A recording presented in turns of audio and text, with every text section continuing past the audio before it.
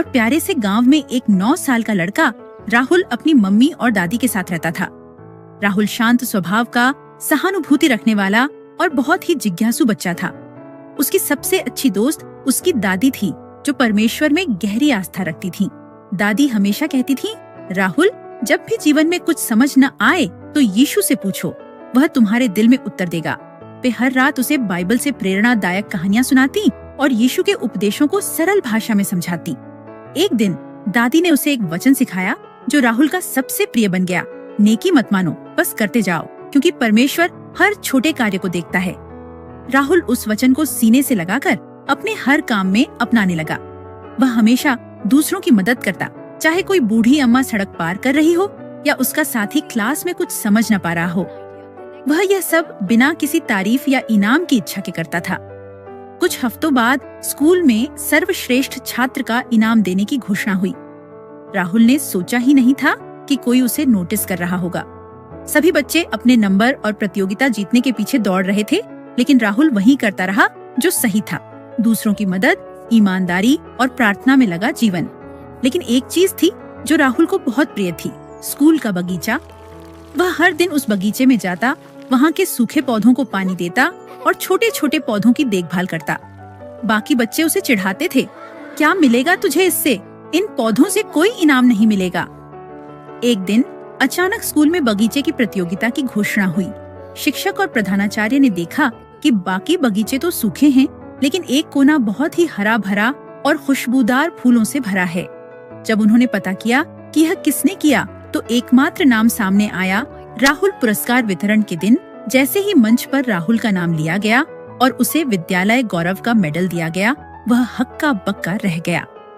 सब छात्रों ने खड़े होकर ताली बजाई और दादी की आंखों में गर्व के आंसू छलक आए। उस समय प्रधानाचार्य ने कहा, यह पुरस्कार सिर्फ अच्छे अंकों के लिए नहीं है, बल्कि उस छात्र के लिए है जो हर दिन नेकी का काम करता है बिना किसी स्वार्थ के, और वह है राहुल। रात को जब राहुल दादी के पास बैठा तो उसने कहा, दादी, आपके वचन सच निकले, नेकी कभी व्यर्थ नहीं जाती। दादी ने उसे गले लगाते हुए कहा, बेटा, परमेश्वर दिल को देखता है, काम को नहीं। इस कहानी से हमें यह सीख मिलती है कि जब हम बिना स्वार्थ के अच्छाई करते हैं तो परमेश्वर न केवल उसे देखता है, बल्कि समय आने पर उसका इनाम भी देता है। जीवन में नेकी, दया और सच्चाई ही वो बीज हैं जो परमेश्वर के राज्य में फलते फूलते हैं। जब हम रोज छोटे छोटे नेक काम करते हैं तो पूरा स्वर्ग हमारे साथ चलने लगता है और मन में एक शांति बस जाती है जो दुनिया का कोई पुरस्कार नहीं दे सकता। तू भलाई करना मत छोड़, क्योंकि उचित समय पर उसका फल मिलेगा यदि तू। और प्यारे से गांव में एक 9 साल का लड़का राहुल अपनी मम्मी और दादी के साथ रहता था। राहुल शांत स्वभाव का, सहानुभूति रखने वाला और बहुत ही जिज्ञासु बच्चा था। उसकी सबसे अच्छी दोस्त उसकी दादी थी, जो परमेश्वर में गहरी आस्था रखती थी। दादी हमेशा कहती थी, राहुल, जब भी जीवन में कुछ समझ न आए तो यीशु से पूछो, वह तुम्हारे दिल में उत्तर देगा। वे हर रात उसे बाइबल से प्रेरणादायक कहानियां सुनाती और यीशु के उपदेशों को सरल भाषा में समझाती। एक दिन दादी, लेकिन एक चीज थी जो राहुल को बहुत प्रिय थी, स्कूल का बगीचा। वह हर दिन उस बगीचे में जाता, वहाँ के सूखे पौधों को पानी देता और छोटे छोटे पौधों की देखभाल करता। बाकी बच्चे उसे चिढ़ाते थे, क्या मिलेगा तुझे इससे? इन पौधों से कोई इनाम नहीं मिलेगा। एक दिन अचानक स्कूल में बगीचे की प्रतियोगिता की घोषणा हुई। शिक्षक और प्रधानाचार्य ने देखा कि बाकी बगीचे तो सूखे हैं, लेकिन एक कोना बहुत ही हरा भरा और खुशबूदार फूलों से भरा है। जब उन्होंने पता किया कि यह किसने किया, तो एकमात्र ने उसे एक वचन सिखाया जो राहुल का सबसे प्रिय बन गया, नेकी मत मानो, बस करते जाओ, क्योंकि परमेश्वर हर छोटे कार्य को देखता है। राहुल उस वचन को सीने से लगाकर अपने हर काम में अपनाने लगा।